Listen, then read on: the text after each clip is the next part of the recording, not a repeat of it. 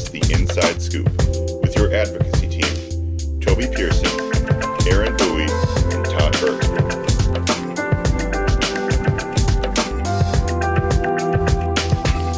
This week's host, Toby Pearson.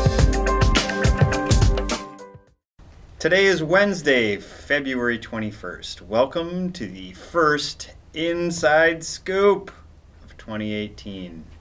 It's going to be short but sweet as we just got started.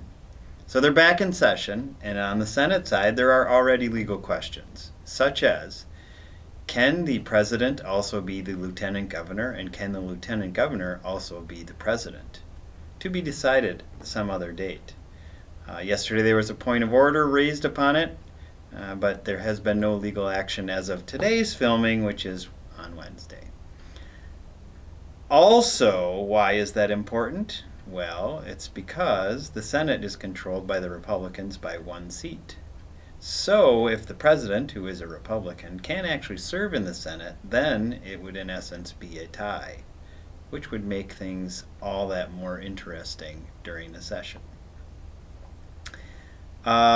Couple things that we expect that they must do right away. They must pass their own funding bill. As you recall from last session, the governor vetoed, line item, some funding for the legislature. Then they went to court. They fought about it for quite a while. But now they've decided they're going to pass a bill that says, here's your funding. However, not everybody's necessarily in agreement yet, as some of the Democrats are saying that they would like to see the ratification of the state contracts as part of that.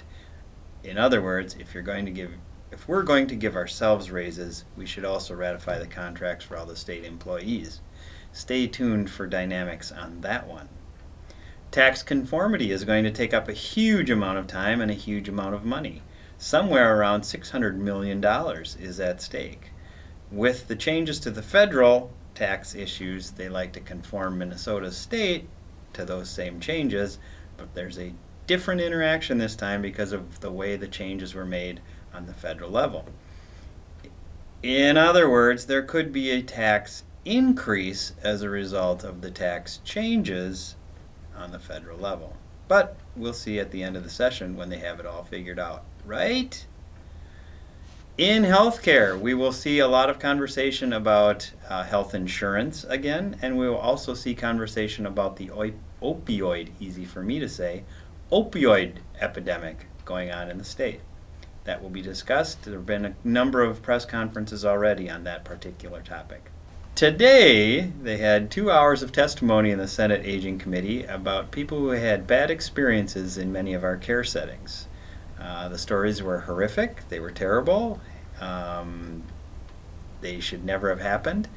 What we anticipate next week is that we will have time for us to come in and talk about what happens in our settings, how do we train folks, try to explain what goes on, and then also talk about our proposal, which will have approximately 10 points on abuse and neglect moving forward.